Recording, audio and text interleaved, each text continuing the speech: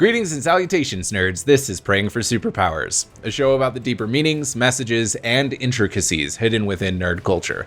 I'm Trever Shirin, and today I'm talking about Frodo Baggins, the Failure.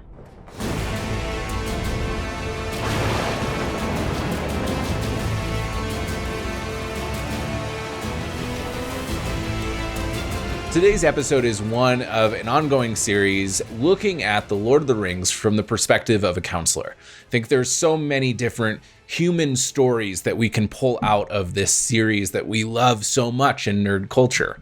Today, I want to focus in on Frodo Baggins and his failure at the end of his journey to complete the task that was laid out before him.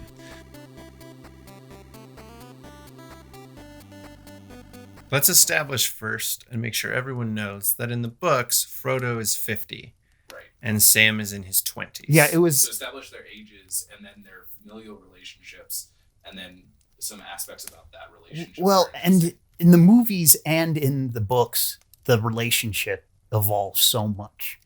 Because it begins and it's a father-son, like, mentor relationship. Sam was like the least obvious protector of Frodo in the books, whereas Frodo, and it becomes way more obvious later on, because as Frodo, like throughout the books, as they are getting closer to Mordor, as they are getting closer to the Eye, the burden of carrying the ring is just tearing Frodo down. He is literally, by the end, it's like he's like an 80-year-old man. As that burden, as he becomes more and more less capable, Sam becomes more and more capable. In the beginning, it's a father and son relationship, and Frodo is the one who's leading. Later on, Sam is the one who's leading the last book. Which I think speaks to a lot of father-son relationships. As our fathers grow older, we have to care for them where they once cared for us. In the movies, Frodo is played by Elijah Wood, who, when they cast him, he was 19, and Sean Astin was like 33. So in the movies, Sam, who Sean Astin, full credit, did an incredible job. I think they should have given him an Oscar award every year since the release of those movies for Best Supporting Actor and just forget about anyone else. But he was far too old to play the role. He should have been like 20 years younger than Frodo, which in not elven years, in Hobbit years is not that big of a difference. Hobbits can easily live past the age of 100. Well, maybe not, but they generally lived closer to 90 and 100 years. Like the old Took, I believe, lived to be like 190. And like that was the record for them, but that wasn't like unimaginably old for them. Was it magically old? Yeah. Was it magically old? No, it was just normal. The old Took was just a well-respected. Wasn't his name Bullorder? Bullroarer Took was a different Took. The old Took was like, I think he was the Bilbo's grandfather. Okay. Bullroarer Took was Bilbo's like great uncle who invented the game of golf. Yes, that's another. He was actually. He was tall enough to ride a horse. This actually goes to show why the Baggins were such a well-respected house, because during like one of the few battles/wars that were fought on Gladden Fields? in Hobbiton, it was a Baggins who was riding a horse and carrying a giant club who knocked the head off of the Great Goblin, which flew like, what was it, 80 feet? And then into a rabbit hole. So it's like, we fought one battle and the guy who helped us to win was a Baggins. So they might or might not have been writing off that fame for 100 years.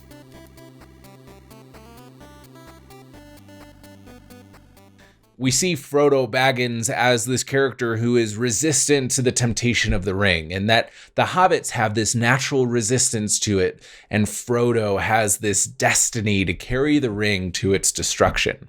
And then there comes this moment when he's hanging the ring above the pit in Mordor. And what does he do? He doesn't let it go. He falls into the temptation of it. He gives in. I think that it's really easy for us to kind of glaze over this fact and to look at his experience with the temptation of the ring and to have some understanding of the struggle and why he might give in at the final moment. But I don't think we think about those little bits afterwards.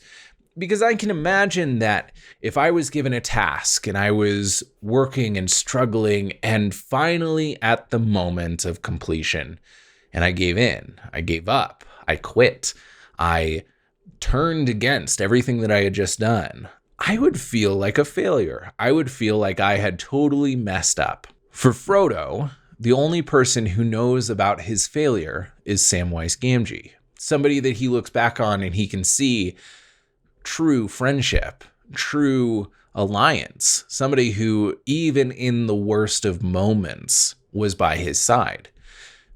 Frodo also probably remembers that there was a moment when he was deceived by Gollum, and he chose Gollum over Sam and told Sam to just go home. I think if we gather this all up, there's this great sense of relief, yes, that the ring is destroyed, but I can also imagine this sense of dread and shame that Frodo might feel having failed in his task in the final hour.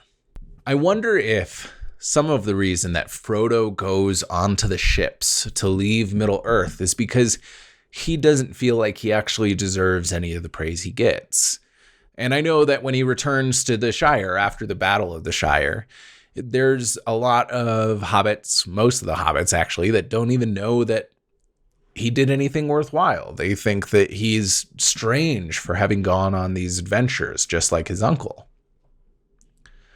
But even so, being around the people that were on this journey with him, Merry, Pippin, and Sam, and having the stories told to children and grandchildren, and knowing that he still had time left in his journey of life, I could imagine this weight upon him, not just of the trauma that he had experienced over the past year and a half, I think, but this trauma of having failed, the shame of coming to the point of victory and giving in, becoming just like Isildur. There's so many different storylines with Frodo and Sam, and theirs is a friendship and a beautiful relationship that I want to be able to emulate in my life, both as Frodo and as Sam. I'm just poking at one aspect of the story that I don't think we think about very often, but is very, very true. That even in the midst of this beautiful friendship, there is something dark and scary for Frodo.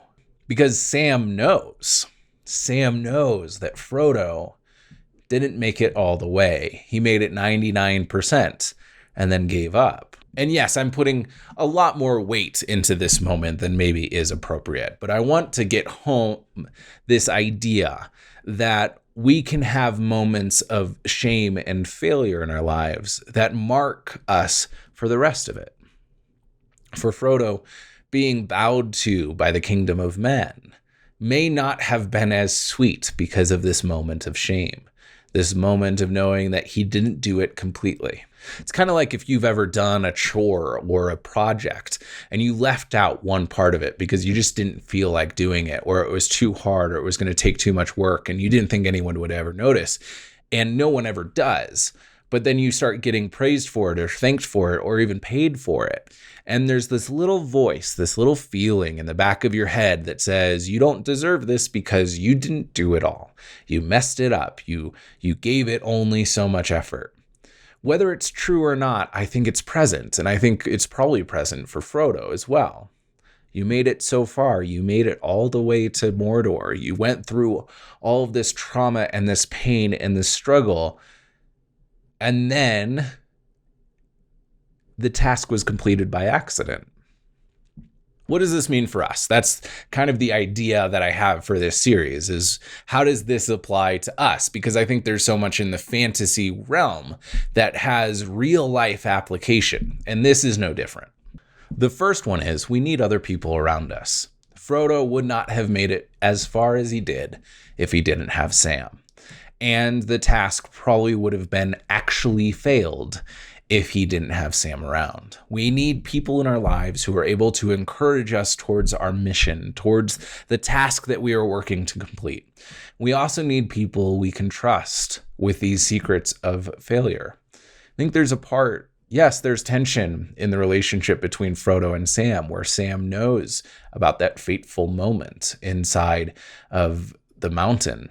But there's also a trust where Frodo probably could have gone to Sam and said, hey, here are the feelings that I have about that moment.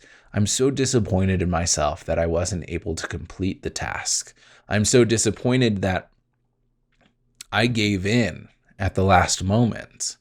And yes, there was greater temptation there. And yes, there are so many ways to explain why, but it doesn't explain it away. Having somebody that we can talk to about moments of shame disperses that shame.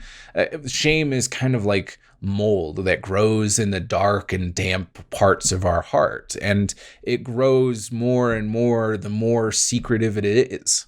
Once you put some light on it, it disperses, it goes away because it can't survive there. And so for Frodo to write his story, to write the story of the Lord of the Rings, as we see at the end of the movies, I think that's a moment of him revealing what happened and releasing some of that shame.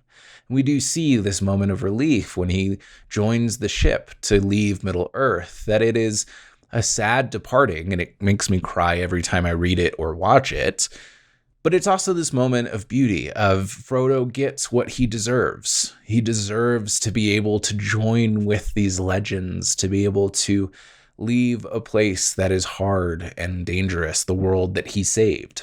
I don't think that he would have been able to do that fully had he not worked through that shame. Shame is very isolating and very devastating to our hearts. So my encouragement to you, if you hear nothing else in this series, I really hope that you find somebody that you can approach with the shame, the moments of failure that you've kept in the dark and damp parts of your heart, that you can allow somebody in with a flashlight to help that mold of shame disperse and go away. That's really the only way it ever will. When Frodo invites us into the story of the Lord of the Rings, he invites us into that part of his heart that holds the disappointment of failure. And he says, now that you have the full story, you can make an accurate assumption of who I am as a person, who my companions are, who Sam is as the faithful companion. I'm really interested to hear from you too. What are your thoughts about this? Do you agree or do you disagree? Neither one's right or wrong, but I'd love to hear from you. I'd love to have some discussion down in the comments below. You can also find us at ogrids.org.